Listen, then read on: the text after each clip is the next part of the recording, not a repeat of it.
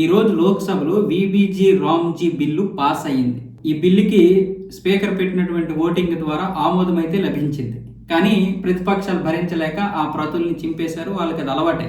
మామూలుగా ఇంతకుముందు మనం బీజేపీ ప్రతిపక్షంలో ఉన్నప్పుడు ఆ ప్రతులు ఎప్పుడు చింపలేదు. ప్రతి దానికి విలువిచ్చారు. విమర్శలు చేయడం అనేది కామన్.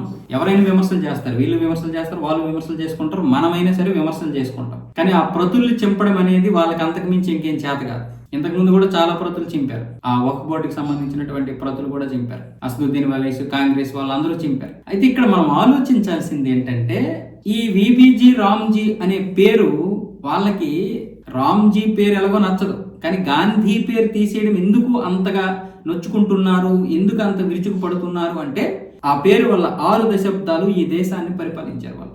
ఆ పేరే లేకపోతే కాంగ్రెస్ కి ఇంకా జీవితం ఉండదు. కాంగ్రెస్ అనేది మనుగడలో ఉండదు. అంతేగాని గాంధీ వాళ్ళకేమి ఇది కాదు. గాంధీ అంటే వాళ్ళకేమో పెద్ద ఇష్టం లేకపోతే పెద్ద ప్రేమ ఏం కాదు. వాళ్ళకి నెహ్రూనే. ఏదైతే ఓటు చోరీతో ప్రధాని అయ్యాడో మొట్టమొదటి ప్రధాని మన నెహ్రూ గారు, వాళ్ళ తర్వాత వచ్చినటువంటి ఇదే తప్ప వాళ్ళకేం గాంధీ అంటే ఇష్టం లేదు. ఎందుకంటే వాళ్ళ కుటుంబ సభ్యుడు కాదు. కానీ ఆ పేరు ఉండాలి. ఈ దేశంలో ఆ పేరు ఉంటే ఎవరైనా సరే ఓట్లేస్తారు. ఇప్పుడు 2005లో వీళ్ళే తీసుకొచ్చారు ఒక బిల్లు ఈ ఉపాధి హామీ పథకం విషయంలో. ఏంటి? National rural employment guarantee act. ఈ స్కీమ్ తీసుకొచ్చారు వీళ్ళే. తర్వాత 2009లో పేరు మార్చింది ఎవరు? వీళ్ళే. దానికి మళ్ళీ మహాత్మా గాంధీ పేరుని జోడించారు. ఎందుకంటే మళ్ళీ 2009లో అధికారంలోకి రావాలని Mahatma Gandhi national rural employment guarantee act అని పెట్టారు. వీళ్ళు ఒకటి మార్చారా? ఎన్ని మార్చారు వీళ్ళు? గాంధీ పేరు, నెహ్రూ పేరు, తర్వాత ఇందిరాగాంధీ, రాజీవ్ గాంధీ. ఆ తర్వాత గాంధీని వదిలేశారు.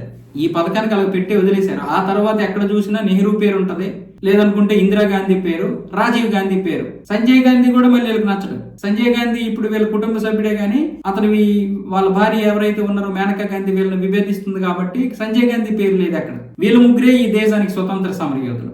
ఎవరు? నెహ్రూ, ఇందిరాగాంధీ, రాజీవ్ గాంధీ. మరి గాంధీ ఎక్కడ? రాజకీయాలు వచ్చినప్పుడు, అంటే ఓట్లు వచ్చినప్పుడు మాత్రమే గాంధీ పేరు తీసుకొస్తాం. ఇప్పుడు ఈ గాంధీ మనకు దేనికి అవసరం? మామూలుగా మనలో చూసుకున్నట్లయితే గాంధీ గారు మనకు అవసరం లేదు. ఎందుకంటే అహింస అని పేరుతో హింసావాదిగా మార్చాడు ఈ దేశాన్ని. అహింస అని పేరుతో హింసని ప్రేరేపించింది గాంధీ. ఈ దేశాన్ని 3 ముక్కలు చేశాడు. పరిష్కారం దొరికిందా? అక్సయ్ చిన్ని చైనాకి ఇచ్చేశారు. పరిష్కారం దొరికిందా? చైనా ఇప్పుడు మన మీద దాడులు చేయడం మానేస్తుందా? ఆ సరిహద్దుల్లో సైనికులు చనిపోవడం మానేస్తున్నారా? పీఓకేని పాకిస్తాన్కి ఇచ్చారు.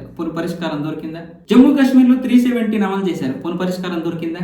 బంగ్లాదేశ్ ని ఇక్కడ మూడు పెట్టేసి 1971లో స్వాతంత్రం ఇచ్చారు. పరిష్కారం దొరికిందా?